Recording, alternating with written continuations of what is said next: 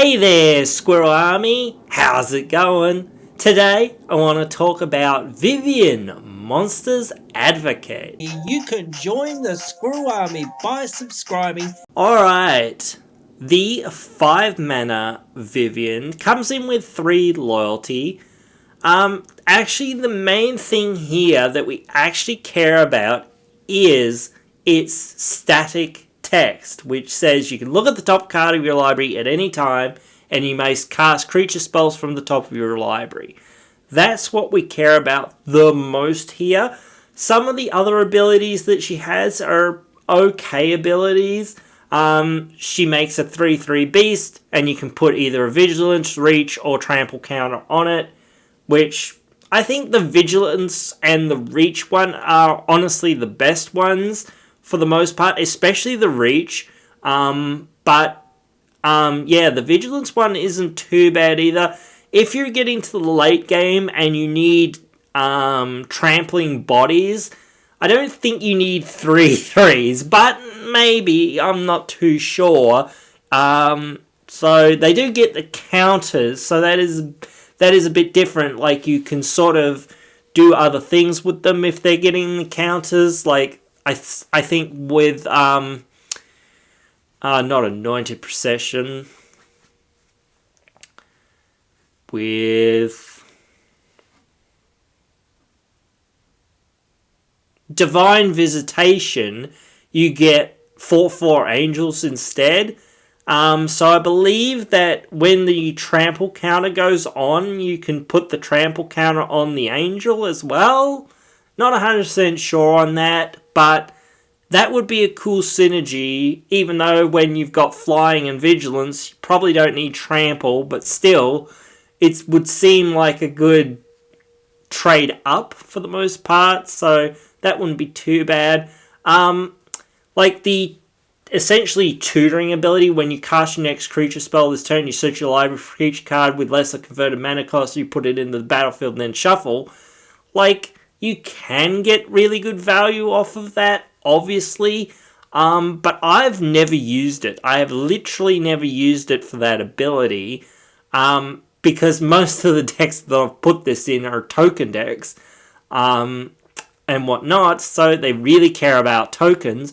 And the other deck that I've put it in is a deck that really cares about creatures, and almost all the decks that I make are always caring about creatures, but hey, it is what it is. But still, I think this is a great card for green-based creature decks because it gives you that card advantage, card selection effect, which you do want in your decks. You want some of this sort of style of thing.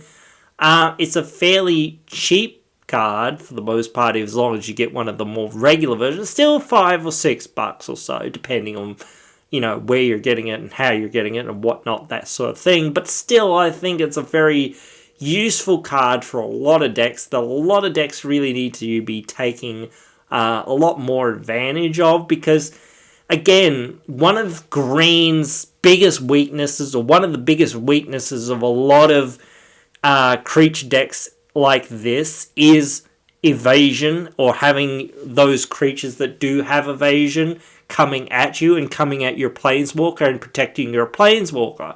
So having, you can't do anything against certain things, obviously, but still, the most common thing is flying and trample. So again, when you've got a reach creature, that will really help you out with those flyers, even if it just dies anyway. Well, it's an expendable token that you don't really care about anyway, so it doesn't matter that it died. You're just trying to keep your Vivien alive as long as possible for the card advantage and for the fact that she makes beasts.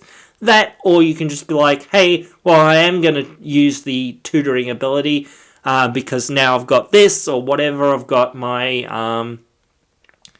Craterhoof, so when I cast my Craterhoof, I'm going to go and find my Avenger of Zendikar and then put it onto the battlefield. And then, well, here's Craterhoof. Oh, what's that? Oh, no, everyone's dead. That sort of thing, because, Craterhoof plus Avenger is usually just death to everyone.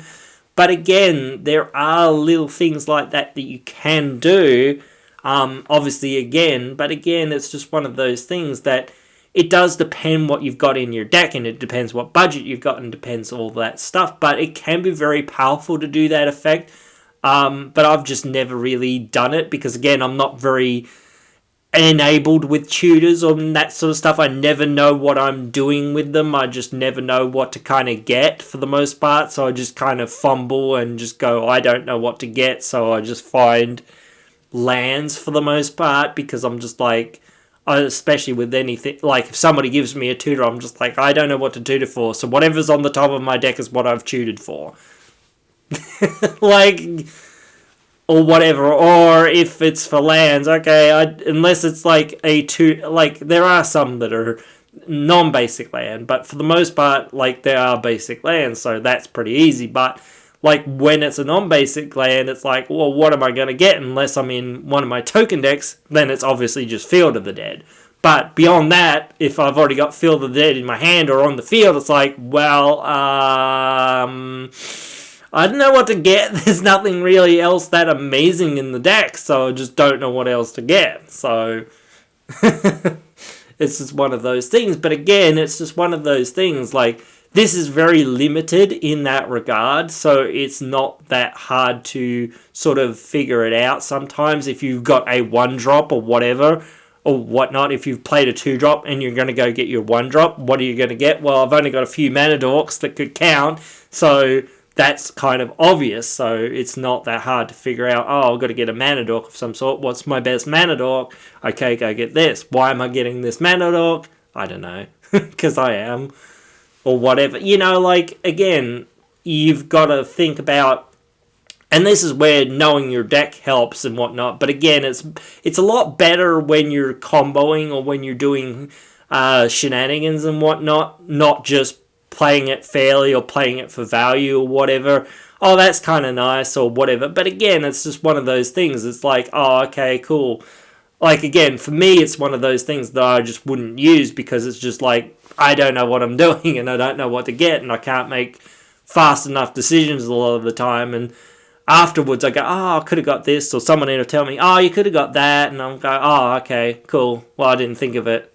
And I probably won't think of it next time, or the time after that, or ever, because I just don't think like that. I just think, oh well, don't worry about it. I'll just do the other thing because it's a tick up anyway, and I don't want to lose it, or I don't want to tick it down in case of losing it, or just whatever, because it's so hard to keep planeswalkers on the battlefield for the most part anyway. Especially when you're only running a couple of them or whatever and you don't have a whole lot of defenses, which is why, again, this having a lot of inbuilt defenses of making those beasts and whatnot is really good. So giving you that card advantage is just so good that I think a lot more decks really need to think about playing this. But again, you guys can always let me know what you guys think. Write your thoughts down there in the comments below, and hope you've enjoyed this one, and hope you will join me in another one.